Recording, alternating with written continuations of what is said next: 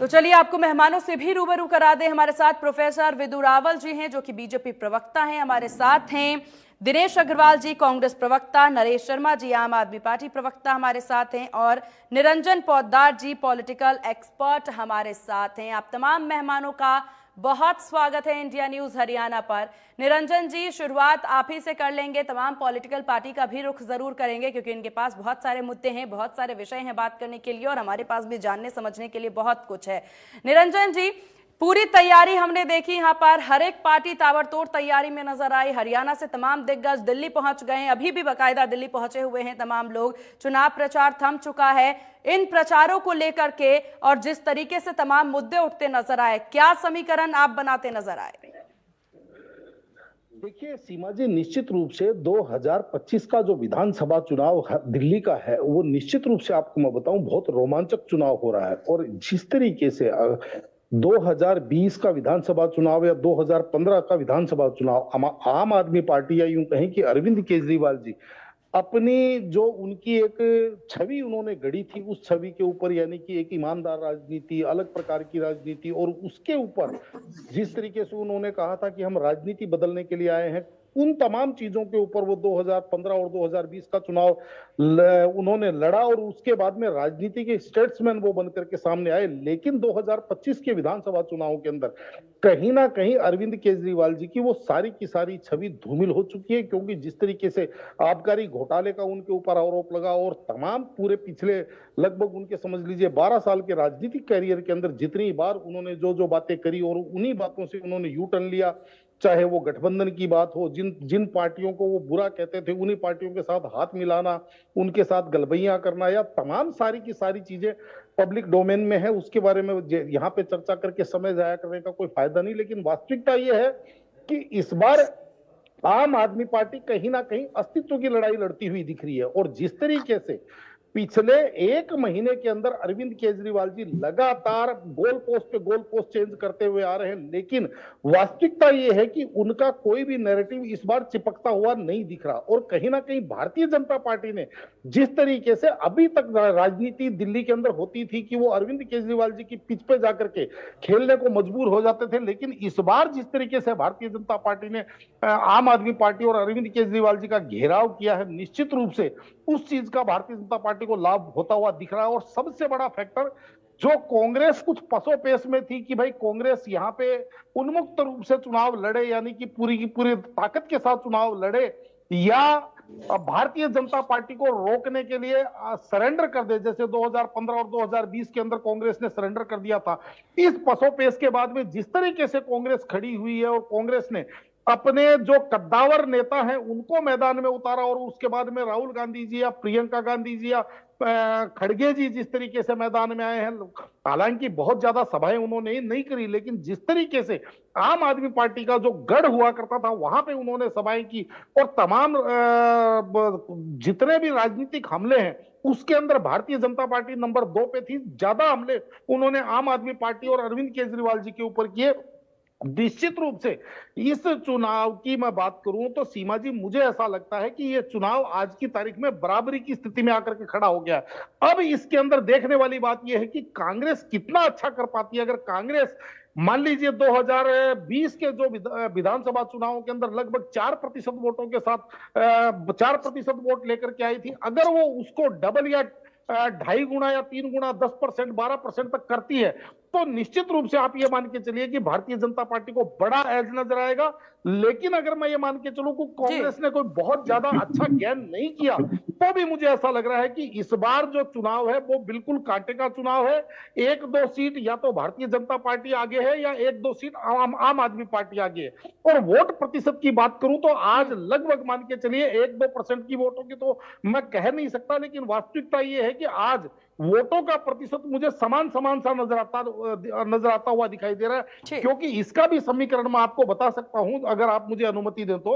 जी जी जी। कि जैसे आपने देखा होगा कि मैं 2014 के बाद में तमाम जो चुनाव है, चाहे उसके अंदर लोकसभा चुनाव मिला दीजिए, चाहे एमसीडी के चुनाव मिला दीजिए, चाहे विधानसभा चुनाव मिला दीजिए, उन चुनावों को जब मैं देखता हूं तो मैं ये देखता हूं कि भारतीय जनता पार्टी का उच्चतम स्कोर जो दिल्ली के अंदर जाता है वो 58% पे जाता है, ठीक। यानी कि 2014 के चुनाव में 58% मिला, 2019 के चुनाव के अंदर उनको 58% के आसपास आया, और अब 2024 के लोकसभा चुनावों के अंदर भी उनका कदाचित 56% से ऊपर उनका वोट प्रतिशत रहा था। तो कहने का तात्पर्य यह है कि भारतीय जनता पार्टी को 58% तक वोट मिलता रहा है, लेकिन विधानसभा चुनावों के अंदर 2020 के विधानसभा चुनाव की बात करूं तो वहां पे उनको 38% वोट, यानी ठीक कि है मैं सर। 20% वोट को मैं स्विंग वोट मानता हूं। चलिए ठीक है निरंजन कौन सा निरंजन स्वामी जी, बोल जिस रहे तरह तुम्हारे की अंदर? स्थितियां इस वक्त दिल्ली चुनाव को लेकर के बनती नजर आ रही है, यमुना का मुद्दा काफी ज्यादा गर्माता नजर आया और हमने देखा कि दिल्ली में जो तमाम जो बीजेपी के नेता हैं वो भी इस वक्त अड़े हुए हैं, अड़िग हैं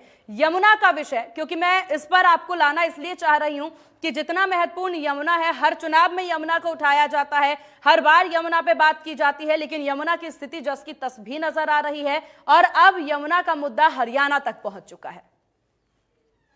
निश्चित रूप से देखिए सीमा जी, यमुना की सफाई शुरू से दिल्ली के लिए एक बड़ा मुद्दा रहा है, या यूं कहें कि यमुना जहां जहां से गुजरती है, चाहे वो हिमाचल से लेकर के और उसके बाद में हरियाणा होते हुए जिस तरीके से दिल्ली को क्रॉस करते हुए उत्तर प्रदेश के अंदर और उसके बाद में प्रयागराज तक यमुना जाती है, तो जो यमुना के जो तटीय जो शहर हैं उनके लिए यमुना शुरू से एक बहुत बड़ा मुद्दा रहा है। और विशेषकर दिल्ली की बात करें तो निश्चित रूप से आपको मैं बता रहा हूं, तो आपने देखा होगा कि 2015 के चुनावों के अंदर भी यमुना एक मुद्दा था। उस समय भी अरविंद केजरीवाल जी ने कहा कि 2020 तक हम यमुना को बिल्कुल आचमन करने लायक बना देंगे, और 2020 के चुनावों में उन्होंने कहा था कि 2025 के विधानसभा चुनावों से पहले मैं आपको यमुना में आचमन भी करवाऊंगा और यमुना में डुबकी भी लगवाऊंगा और आपके साथ मैं भी चलूंगा। निश्चित रूप से यमुना की जो स्थिति थी वो और ज्यादा बदतर हो गई है। आज की तारीख में यमुना एक समझ लीजिए नदी से हट करके एक नाले की स्थिति में आ गई है। तो आज जनता इस चीज को भी देख रही है और सारी चीजें हैं। अब यहाँ पे थोड़ा सा मैं एक बड़े ही